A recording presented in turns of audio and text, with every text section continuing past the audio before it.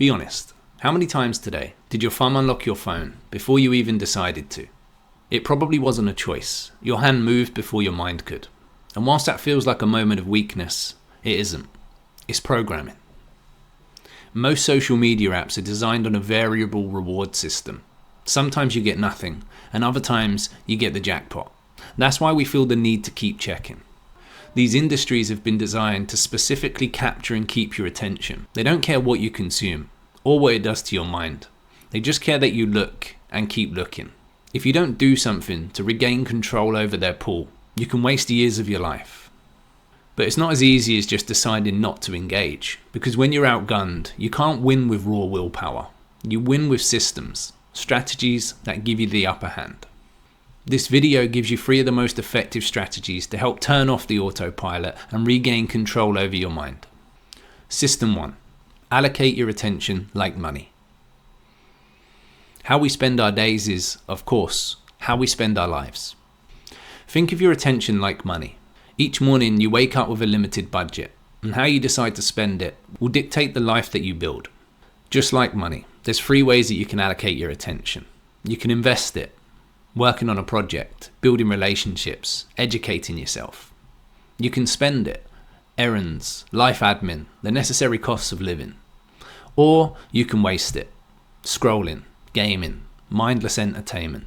There's a place in life for entertainment, but consistently allocating your attention to waste is like feeding money into a slot machine that never pays out.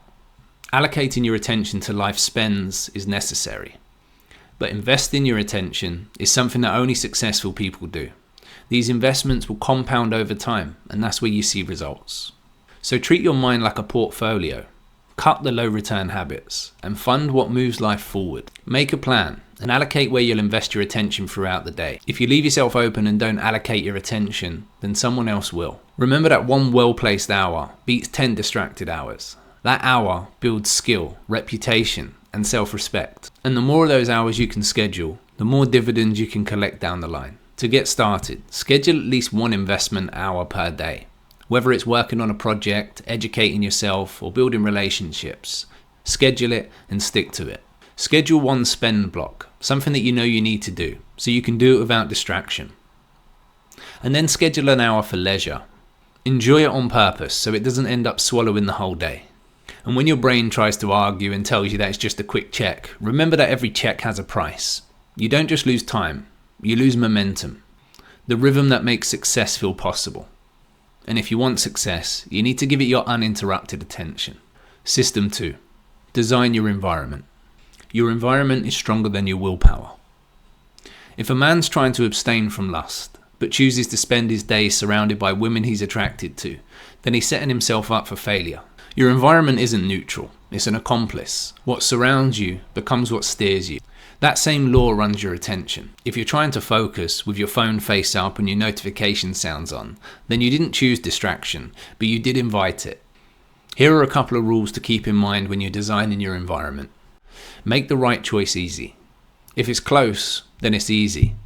What's nearest will usually win. If you've allocated an hour to practice guitar, but your guitar's up in the loft underneath a load of boxes, then you're making the right choice hard. If it's in the room on the stand, then you're making it easy. Keep the things that you need close to you. Make the wrong choice hard. Don't try to fight temptation at arm's reach. Move it out of reach. Walls make rooms useful, so create walls between yourself and distractions. Put a long password on your phone, or put social media apps in a maze of folders. This will prevent autopilot from taking over, and give you a window to take back control. None of this is about being a monk. It's about removing the need to be one. When your temptations are far and your next action is close, you stop procrastinating and start doing. System 3. Reset your baseline. All of humanity's problems stem from man's inability to sit in a quiet room alone. When we find ourselves with nothing to do, our new default has become to indulge in entertainment. It's easy and it feels good in the moment. But there's a reason why work feels dull after consuming content. Your brain has just been taught to expect fireworks, novelty, and surprise on demand. The more you engage in this content, the higher your baseline rises, and the flatter, ordinary life starts to feel. Think of your attention like a palate. If you eat sweet food all week and then try to eat an apple, that apple's likely to taste bland. But if you abstain from sugar for a whole week, that same apple becomes vivid. The apple didn't change, but your sensitivity did. Resetting your baseline is the same move for your mind. You don't need a monastery, you need intentional absence long enough to recalibrate what normal feels like. You need to be disciplined enough to abstain for a while. This is where allocating your attention and setting up your environment will help to make the discipline come easy.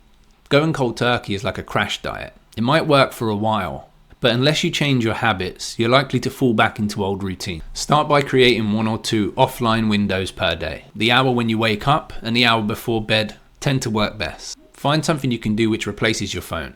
Read a book, educate yourself, write a journal. Put your phone out of reach. If you feel the urge to check, remember that's withdrawals and not failure.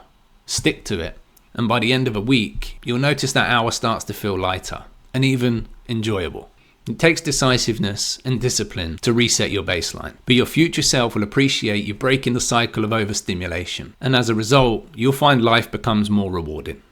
These systems help you to direct your attention where you want it, and when your attention is yours again, life changes in practical ways. You think deeper, you solve more problems, and you become more present. Work stops feeling like a fight, and your goals start moving towards you. So guard your attention like your life depends on it, because it does. Where your attention goes, your life flows. So decide where it goes, and don't have others decide it for you.